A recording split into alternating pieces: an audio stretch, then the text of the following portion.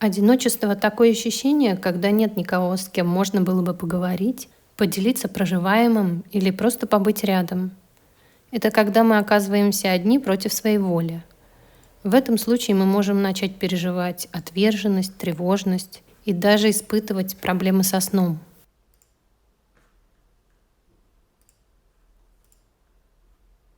Почти всегда одиночество влияет на психику человека и вызывает появление острых эмоций, всяких тягостных переживаний и даже депрессии. Это в случае, если вообще вокруг никого длительное время или человек сам по каким-то причинам замкнулся в себе. Причем длительность — это относительное понятие для каждого. Кто-то спокойно переносит одиночество неделями, а кто-то не выносит и дня. Все разные. Кому-то одиночество необходимо как период отдыха и наполнения энергией. Зачем же идти в одиночество, если оно причиняет много негативных переживаний, заставляет один на один встретиться наконец с собой? И зачем это делать творческому человеку? Для меня ответ однозначный. Чтобы выразить какую-то идею, для этого нужна энергия. Или чтобы заполнить чистое пустое пространство, его сначала нужно освободить. А как можно приступить к созидательному процессу, если переполнен тягостными чувствами или заботами, скован в теле и мыслях? Какой может быть полет души, если отяжелел от стресса, в том числе от стресса общения? И совершенно точно, что мы перегружаем себя таким беспорядочным общением. Зачастую даже не с реальными людьми, а с огромными группами голосов при виртуальном общении.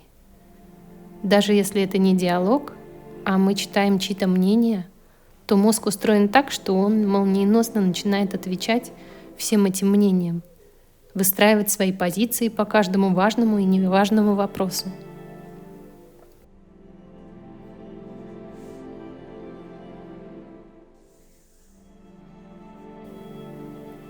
Очевидно, что в жизни среднестатистического землянина существует перекос, переизбыток виртуального общения и недостаток живого. Конечно, если вы не живете на природе, в большом сообществе и минимизировали для себя выход в сеть. В этом случае такая практика уже есть у вас на регулярной основе. А если нет, то временное одиночество — это отличный опыт, возможность погрузиться в тишину, оглядеться вокруг.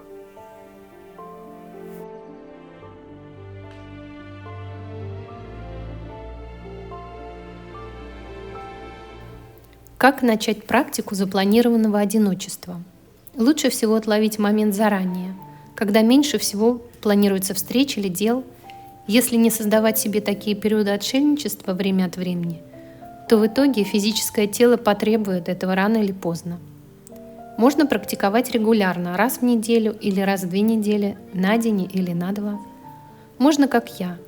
Когда я поняла, что муж уезжает по работе на 12 дней, то это прекрасный момент провести это время в тишине. Сразу оговорюсь, мой эксперимент не был стопроцентным, потому что после 3 часов дня я забираю дочь из продленки, и мое одиночество прерывается. Но с 7:30 до 3 дня после полудня я была одна и отказывалась от интернета, и после того, как забирала дочь, тоже минимизировала интернет. Поэтому это первое условие – убрать вовсе или минимизировать интернет. Чаще всего постоянным потоком из сетей, новостных лент, фастфудного чтива и видео мы пытаемся заглушить навязчивый поток своих собственных мыслей. Попробуйте пройти через практику написания утренних страниц. Когда вы выписываете на лист каждое утро или вечер поток ваших мыслей и никак их не систематизируя, вы заметите, как сначала это делать сложно, может быть даже больно, ощущается как или скучное, или непереносимое занятие. И как постепенно поток выливающегося из вас мусора сокращается и начинает постепенно приходить пустота. Будто не о чем больше писать, когда все проблемы и переживания уже изложены. Но за пустотой будет следовать наполнение.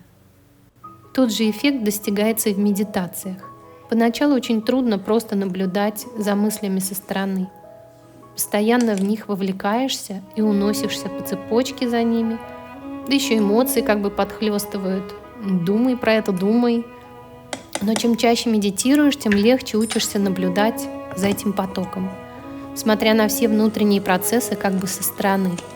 И если не пройти этот этап выплескивания своих эмоций, мыслей, переживаний, не прожить свои чувства с ними связанные, то это запечатанный хаос так и остается внутри, отбирая энергию, не давая места творческому, созидательному.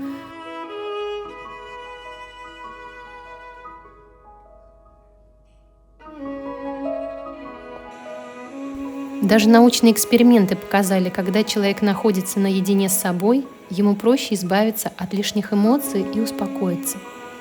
Такое эмоциональное очищение необходимо, чтобы позже вернуться к активной социальной жизни. В нашем обществе, к сожалению, одиночество воспринимается как некая стигма, что зачастую мешает нам оценить значимость времени, проведенного в уединении, времени, проведенного с собой. Для себя я решила, такие практики я буду проводить, наверное, чаще, может быть, короче, время от времени возвращаясь к ним, потому что это очищает меня и наполняет творческой энергией. Считаю, каждому художнику необходимо их проводить время от времени. Такое впечатление, что иногда мы боимся быть сами с собой, остаться наедине со своими мыслями. Но если этого не делать, то как будто бы блокируется энергия и блокируются все творческие процессы. Потом мы находим себя прокрастинирующими, не желающими дальше двигаться в какой-то своей творческой работе. Нам кажется, вещи уже не такими интересными, и вообще какая-то возникает творческая усталость. Просто нашему организму, нашему телу и нашей голове нужно, как и всему, отдых и пауза, спокойные моменты. Это так очевидно, но мы постоянно забываем об этом. Как пройти через практику временного одиночества экологично? Первое — это принять свои чувства и пройти через них. Мне это было нелегко. Повсплывали на поверхность все страхи, тревожность возникала в неожиданные моменты, когда совсем, казалось бы, нет причин для беспокойства. В какие-то моменты доходило до панических атак.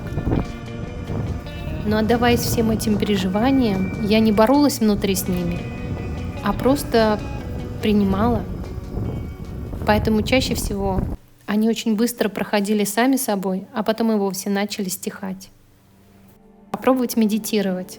Спросить себя перед этим, что я хочу, чего не хватает. Почти всегда получаешь ответ. Если вы никогда не пробовали медитацию, то просто попробуйте под какую-то спокойную медитативную музыку закрытыми глазами посидеть какое-то время и понаблюдать просто за ощущениями в своем теле.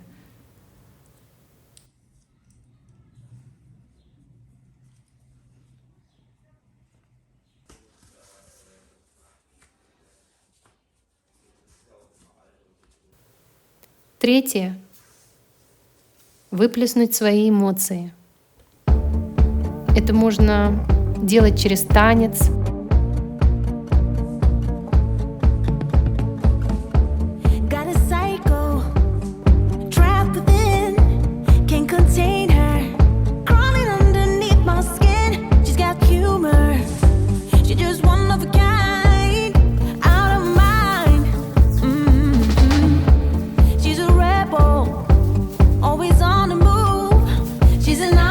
She's a bimbo and an info. Is she human?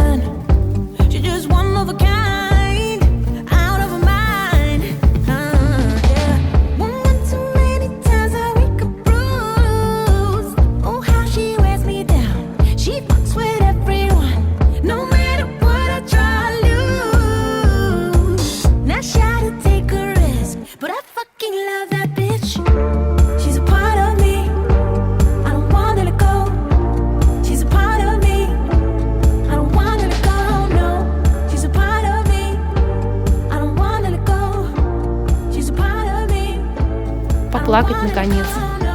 Или если вы не позволяете себе плакать, присесть или отжаться 20-30 раз. Четвертый способ — прогуляться на природе или уехать подальше. Это тоже прекрасная практика возвращения к себе. Но все равно в какой-то момент может одиночество чувствоваться острее. И в эти моменты, наверное, хорошо искать качественного общения. И если чувствуешь пропасть, то с кем-то поговорить. Хорошо, если есть психолог, или позвонить близкому другу, или даже зайти к соседу. Мы в хороших отношениях с соседом по дому, и я иногда беру выгуливать его собаку. Клара — великолепный компаньон по таким прогулкам интровертным.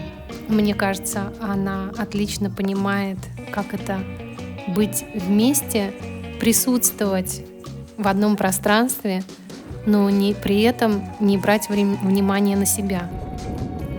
Когда я выезжаю из дома одна, то я как-то обращаю внимание на другие вещи. Поток внутренний прерывается.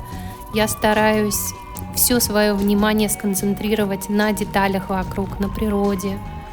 Я могу посидеть одна в кафе. Я могу наблюдать за людьми вокруг, как они движутся, как они действуют, какая у них мимика, как они одеты. И это тоже хорошее художественное практикование. И, наконец, уйти в творчество. Потому что голова очистилась, появилось свободное пустое пространство для идей, для мыслей, для их реализации. И, что называется, очень легко войти вот в этот активный творческий поток. Но в перерывах больше уделять внимание телу, всем физическим ощущениям. Например, сделать себе массаж, постоять под контрастным душем, плавать, петь. Другими словами, все, что я делаю в период временного одиночества, это обращаю внимание на отношение к самой себе. В этом суть. Присоединяюсь к потоку. Через страх или фрустрацию взлетаю на волну вдохновения. В большинстве религиозных традиций сложилось противоречивое отношение к одиночеству и уединению. Практики уединения, такие как монашество и отшельничество, всегда существовали во многих религиях. Идеал отшельника, отдаленный от всех и единый ко всем, предлагал необходимость внутренней безмятежности, отрешенности для медитации и встречи с Богом, культивирования внутреннего мира. Моменты уединения — это очень важная часть нашей жизни. Уединение не только от общества в нашем физическом мире, но и от общества и информации из интернета. Возможно, многие из вас слышали и даже проходили практики уединения, практики тишины, темноты. У всех них одна функция — сначала погружение в себя, чтобы затем выгрузиться на поверхность в физический мир, как будто всплыть, заново возродиться и начать как ребенок воспринимать его во всех красках, замечать новое. Так что, если вы почувствуете, что как будто бы творческий запал иссяк, то это значит самое время уйти в практику временного одиночества. Надеюсь, вам понравилось мое видео, и до новых встреч!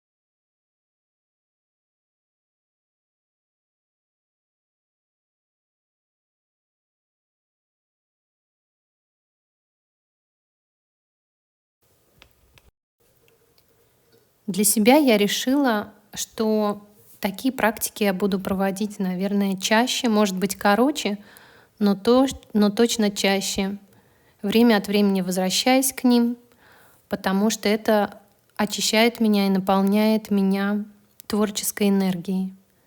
Считаю, каждому художнику необходимо их проводить время от времени. Такое впечатление, что иногда мы боимся быть сами с собой, остаться наедине со своими мыслями. Но если этого не делать, то все равно накапливается.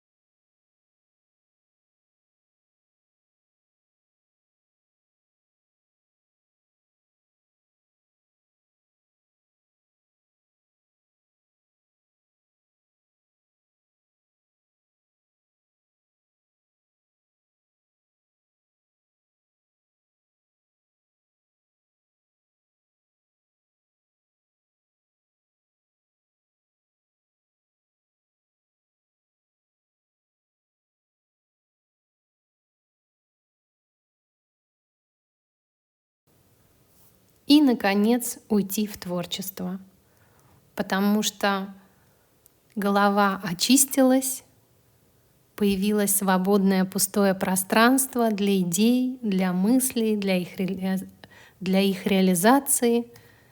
И, что называется, очень легко войти вот в этот вот активный творческий поток. Но в перерывах больше уделять внимание телу, всем физическим ощущениям. Например, сделать себе массаж, постоять под контрастным душем, плавать, петь.